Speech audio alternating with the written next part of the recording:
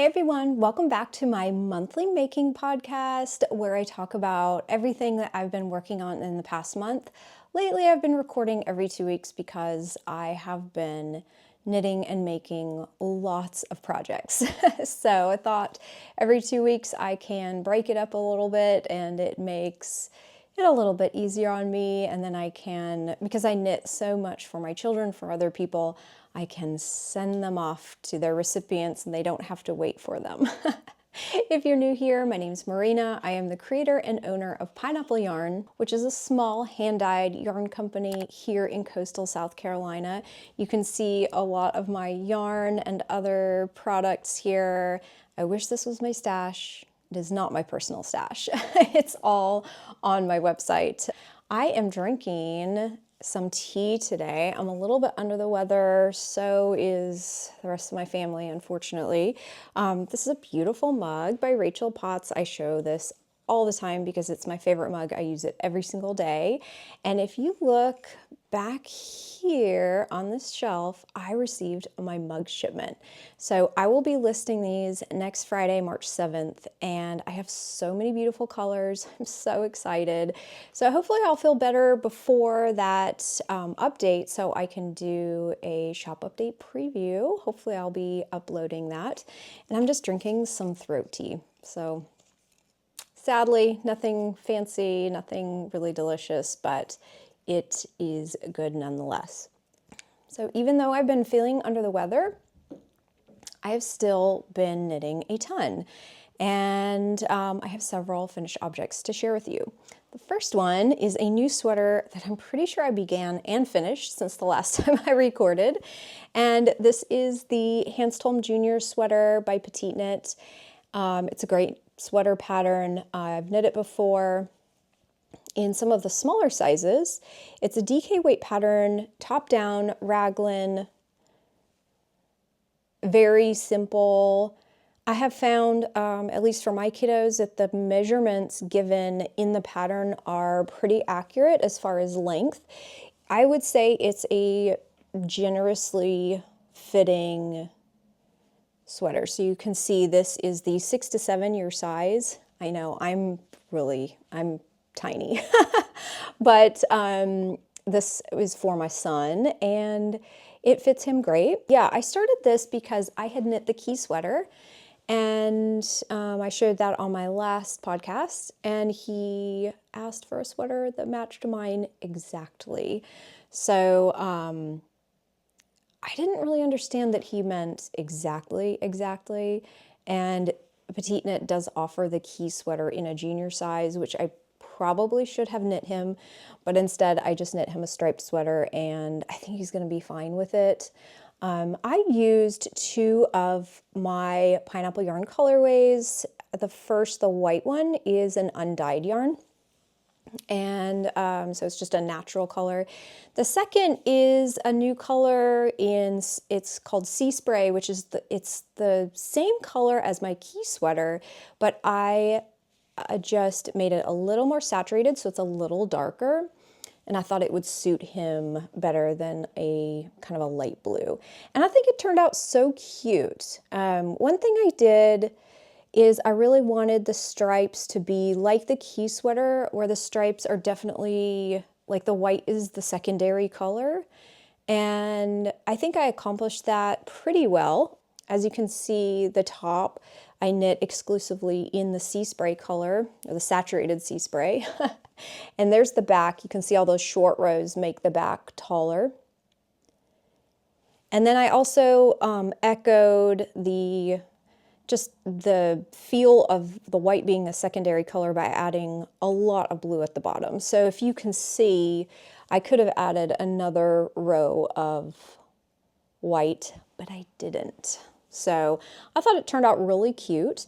The blue rows are each 8 rounds and the white is 6 rounds. So I did kind of like an offset feel, so the blue looks like the dominant color. And I used the called for needles in the pattern, which are a US 4 for the ribbing and the US 6 for the main body of the sweater. I did size up for the sleeves because I knit them magic loop, and I've noticed that I knit magic loop sleeves a little more tightly, so if I go up to a 7, then they come out to be the right gauge, the same gauge as the body. But the modifications I made on the sweater, like I said, I knit the 6 to 7 year size, which I believe is a 32-inch chest measurement. I knew that the neck would be a little large, and so I actually sized down 2 sizes for this neck. It's a knit one, purl one, so that's also another modification. I did not make the folded neckline. I just did a regular knit 2, purl 2 neck. And then on the next row, so the first row, I guess I added a row of just plain stockinette knitting. I did the increases necessary to get up to the 6 to 7 year size. So I did that just to make a little more snug of a neck, and it fits great. It's definitely not too small for him. As a matter of fact, it could have been a little bit smaller and it would have been fine. Body-wise, it is plenty of room on him. As you can tell, it is very boxy. You know, it's roomy enough where he could put a shirt under it. He could definitely layer with it. I forgot to mention this is my Lani my Lani DK base, which is a 75% superwash merino, 25% nylon. I have found that this base dyes up so well for vibrant colors, and that it doesn't it doesn't pill very much. It is so durable. My kids wear their sweaters all the time, so this isn't just like a nice sweater, church sweater, going out to eat sweater. I don't know. Where do kids wear dress up clothes? I guess that would be it, right? But he will wear this all the time. And so yeah, I was really happy with this. Clearly was a very quick knit. With all petite knit patterns, they're just so well written and easy to follow. Once you have knit their patterns for a while, it's just like autopilot. So this was very funny because the sweater that I finished for my husband, which I'll talk about in a minute, is the Hansholm men's pattern, and they're written very similarly. So I was happy to have this done. And speaking of my husband's sweater, I have a few photos that I'm going to pop in here because he is already wearing his sweater that I finished.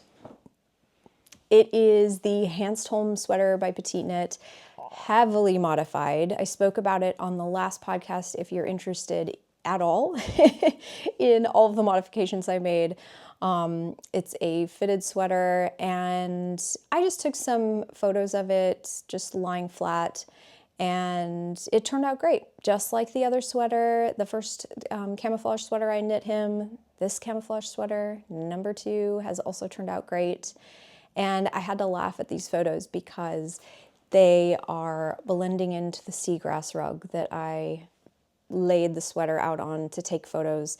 It was blending in. It was a true camouflage sweater. And my husband asked me if I wanted to take any more photos of it because it was blending in. And I said, no, it was very appropriate for a camouflage sweater, that it was blending in so well. So I thought I'd give you an update on that sweater. And that was a big project. So I'm happy to have it done. And if you're interested in any further details on that, I would refer to the last podcast that I put out about 2 weeks ago.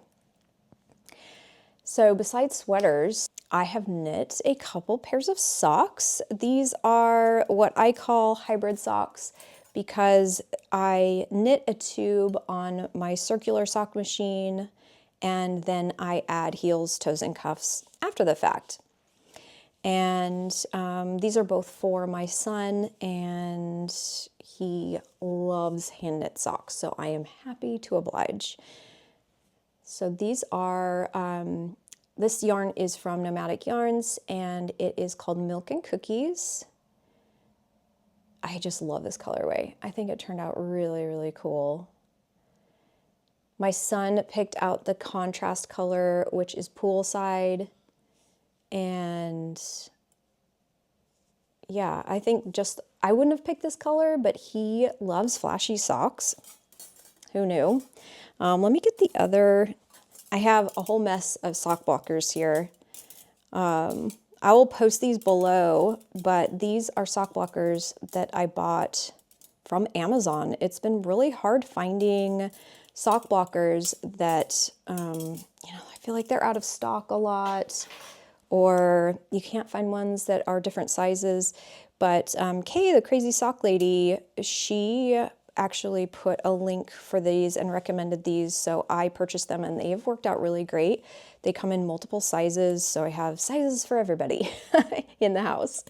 But yeah, these are hybrid socks, so I knit a sock tube and then I cut in for the heels and added the toes and the cuffs to separate the tube.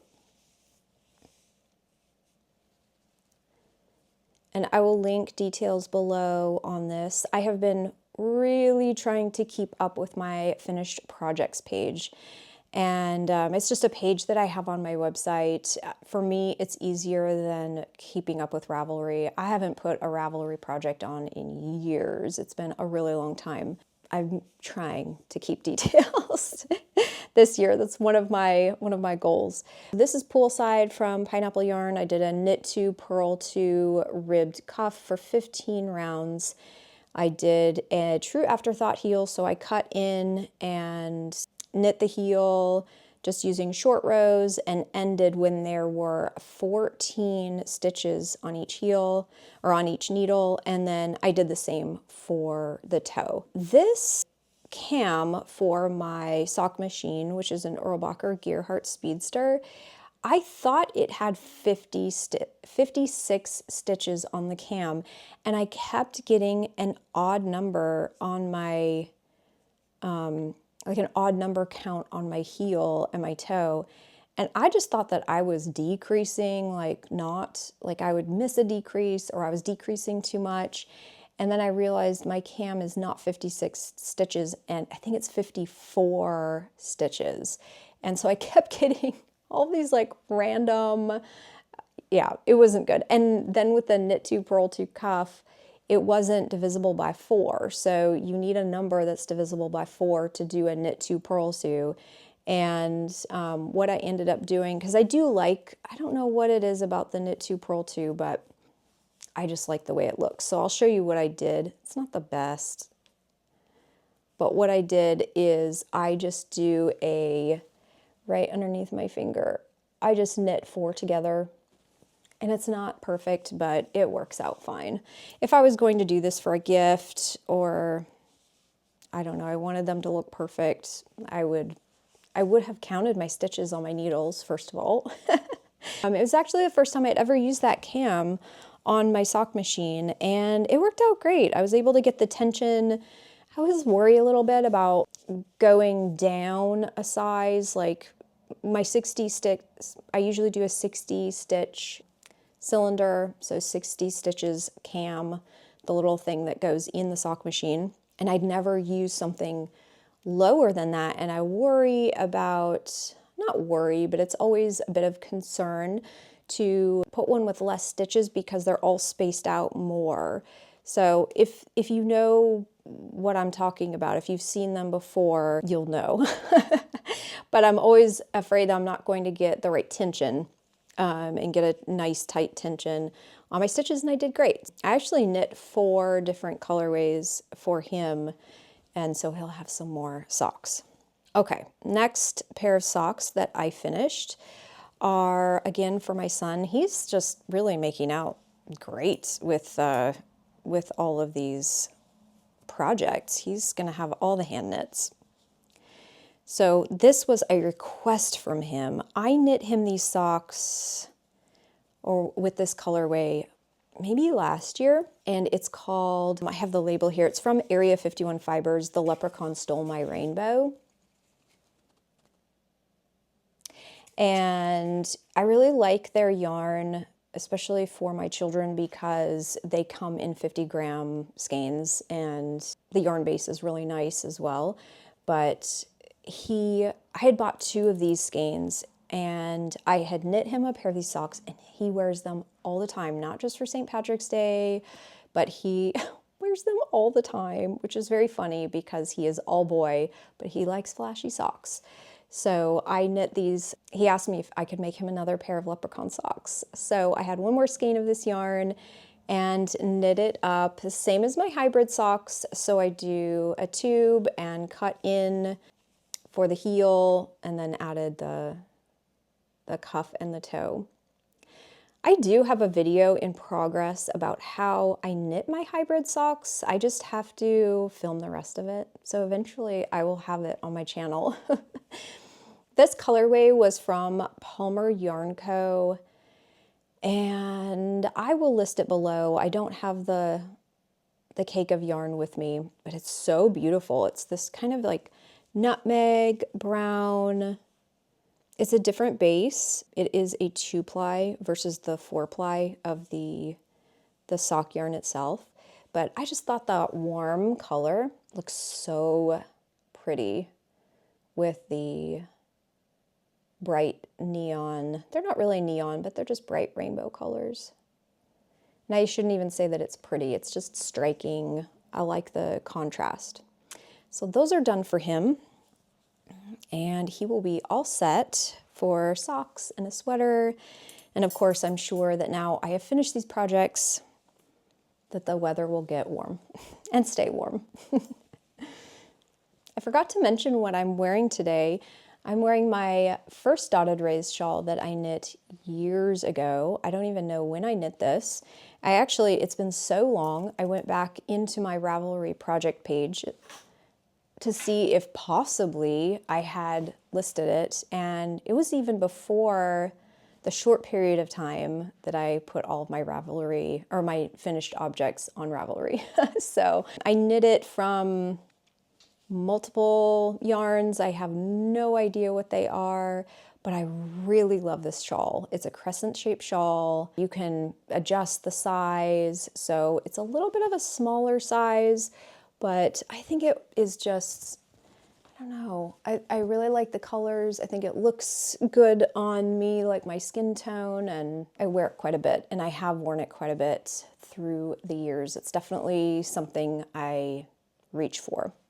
The next project I am working on, I haven't been working on a lot. Not something that I'm loving right now at the moment, I'm gonna be honest.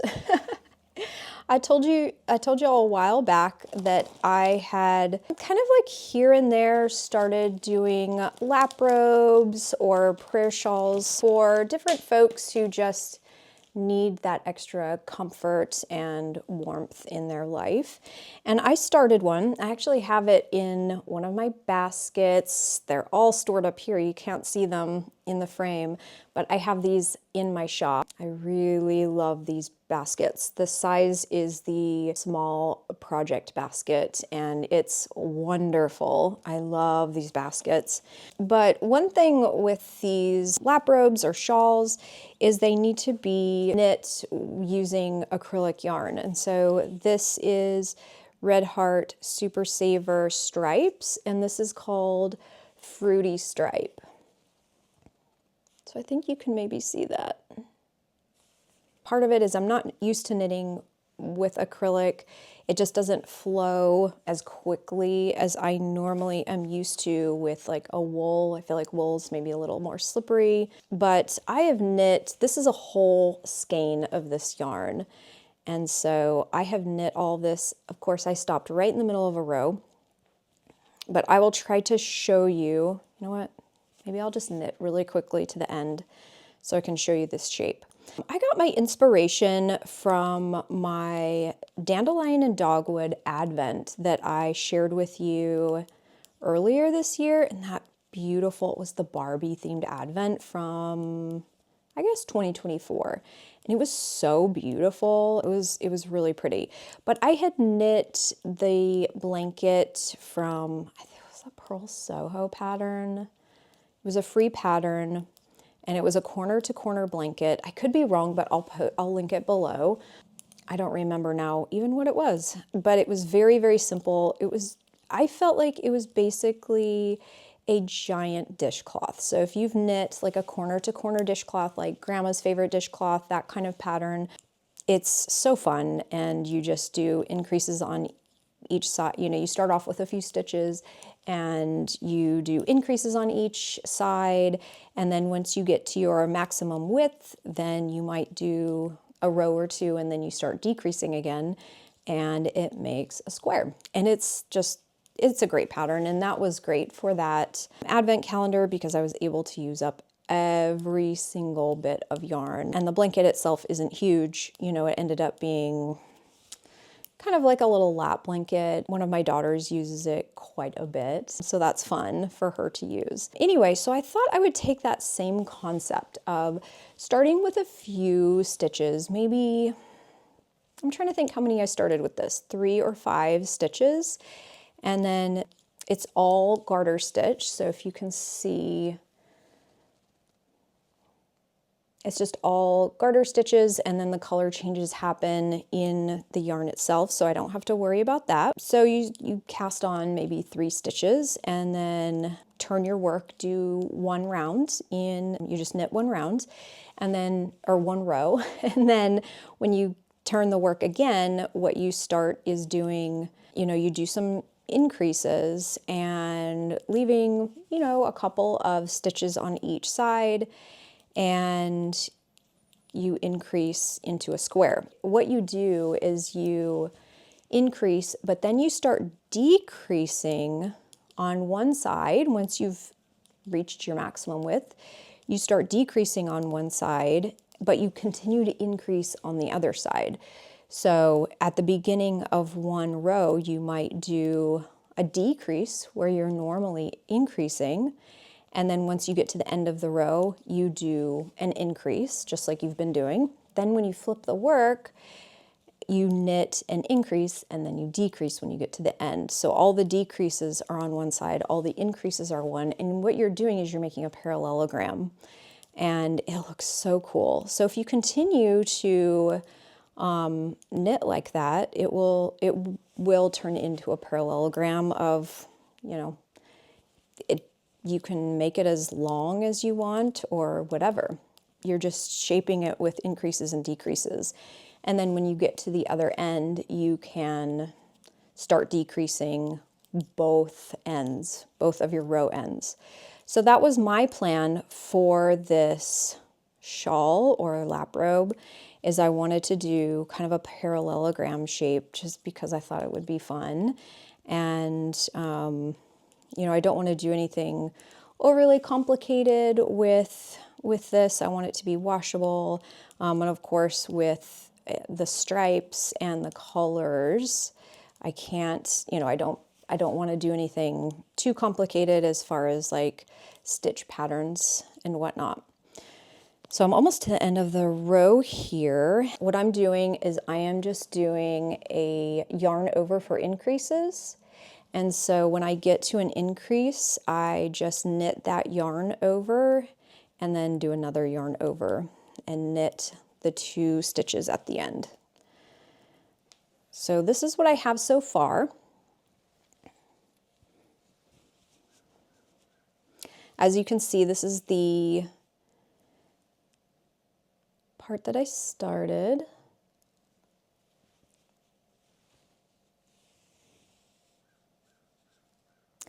And with the increases, it is a right angle. You can't tell because my cable is not long enough, but this side is all increases and so is the bottom.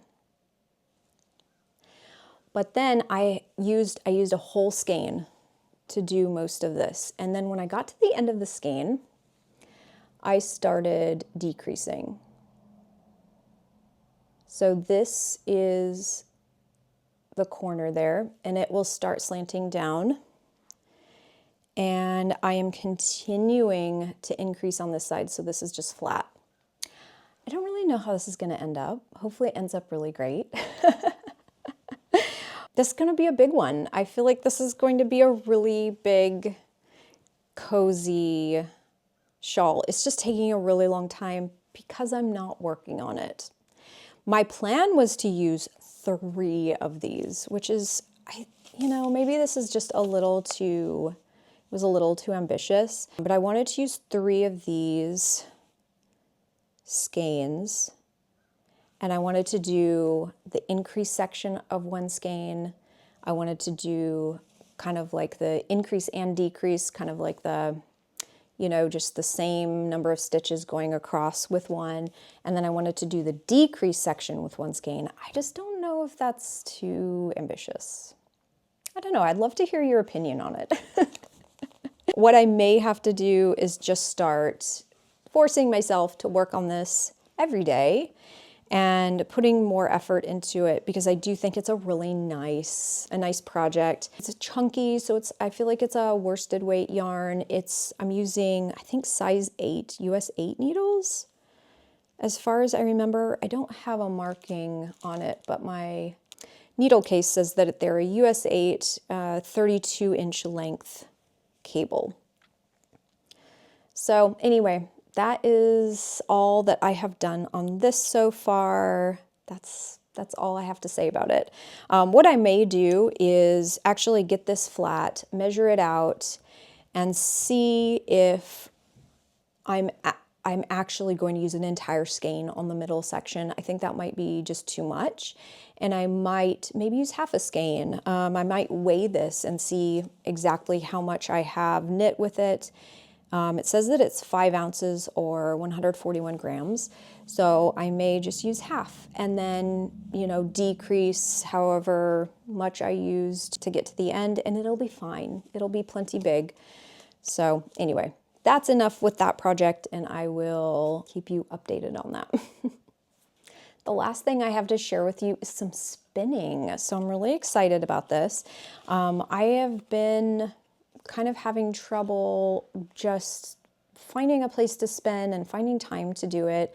And I've put it in different areas of my house. It was not doing me any good to leave it here in the studio, because when I come here, I work, and I just don't have, I wish I had a nice leisurely work day where I could say, okay, I'm going to take 15-minute break to spin, but I don't. When I come here, I just work. So I put my spinning wheel into the house, and I was able to, because it was there when I had leisurely time, I was able to get some spinning done. But I thought this was such a cool spin. These are some beautiful neon rainbow rollags that jumped into my cart from a shop on Etsy. And they are a blend of Corriedale, merino, and sparkle, a silver sparkle, which is listed as Angelino, which is probably the correct term. But these are 3.6 ounces, so it was they were really, it was quite a bit of fiber and beautifully prepped, just a joy to spin, so fun. So I just did my default spinning. I have not spun in a while on my wheel, which is a Kromski Minstrel. I discussed it last time on the podcast, and I just wanted to see what I could do to get the wheel tuned up and back to spinning well. And it's still not, I actually purchased 2 different drive bands. I've been experimenting with drive bands and oiling it well and cleaning it well. It's just not very easy to spin with. The treadling it gets laborious, even though my drive bands are fairly loose. So I'm not really sure what that's all about, but anyway, I thought this was such a fun, cheerful spin, and I spun it beginning on my 16:1 whorl, and then, which is the fastest that Kromski, the Minstrel, offers. And then I went down to the 12:1 whorl and just adjusted my treadling and found it more, just easier to keep track of. And this was a short back draw, I should say short continuous back draw with some smoothing. So this is just the singles right now, and I'd thought about, because these are really not over twisted. These are really nice and balanced.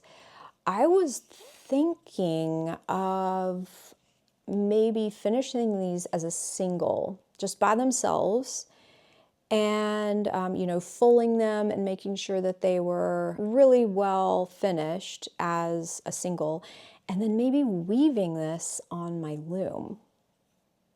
I thought it would be really pretty. I don't really want to wear this. And while I could ply it with maybe just a plain white or another color, I think a light pink would be pretty. Just a solid, just a tonal fiber. I don't want to spin, you know, 3.5 to 4 ounces of just a tonal to go with this. Yeah, I think I might finish it as a single, weave and weave with it if it's strong enough. The other thing is, if I use this as a weft on my, you know, with weaving, I don't know if it's going to get muddy because all the rainbow colors are just going to blend together as the weft. But if I use it as the warp, I think that would look really, really cool. My only hesitation is using a single yarn as the warp. So I'm just kind of thinking out loud right now. If you have any suggestions or ideas what I could use this yarn for, I would love to hear about it. But it was one of those things where I was on Etsy and I saw it and I thought, this is so fun. It would be so fun to spin. I have no idea what I'm making with it. The other thing, you know, if I did use it as the weft, I would definitely use like a white warp or like an undyed wool warp for it, or maybe, yeah, maybe blend it with some tweed. If I used this as the warp, maybe weave with a tweed, an undyed tweed yarn. I think that would look awesome. So some fun things, some fun ideas for this yarn, but I just wanted to share a midway spinning project because it has been a long time since I showed any spinning on here. That is basically all I have to share with you. I haven't started any new socks. I haven't started any new sweaters. I have been spinning and it's been really nice. I've really enjoyed it. So we will see. I'm sure I will pick up some knitting again, start another project. But yeah, I wanted to let you know that I do have a shop update coming next week. I mentioned it at the beginning of this podcast. You can actually see some of the yarn. This is a mini skein set that I will be offering on my neon confetti base, which is so pretty. It will be Friday, March 7th at 8 p.m. Eastern Time at pineappleyarn.com. I will have the mugs, which you see in this shelf back here. I will have these mini skeins, which are so pretty. Now that would be pretty on a loom. On a rigid huddle loom, it would be beautiful. And I will have a monthly colorway like I have been doing. And I also am very excited. I dyed up some fiber, some spinning fiber. So I will have it in my monthly colorway as well as a couple of other colorways. So very excited. That was so fun to work on. So keep an eye out. Hopefully we can all get healthy and I will record a shop update preview next week. But I hope you're enjoying all of your crafting. Thank you for spending this time with me and listening to me think out loud. I did not think this would be as long as it has been, but that's okay. Thanks for sticking with me as long as you have. And if you'd like this podcast, I'd love if you'd give it a thumbs up. I will be back in a couple of weeks, probably a couple of weeks if I have been crafting as much as I have been, with another making podcast. Until then, I hope you have an awesome day. Bye.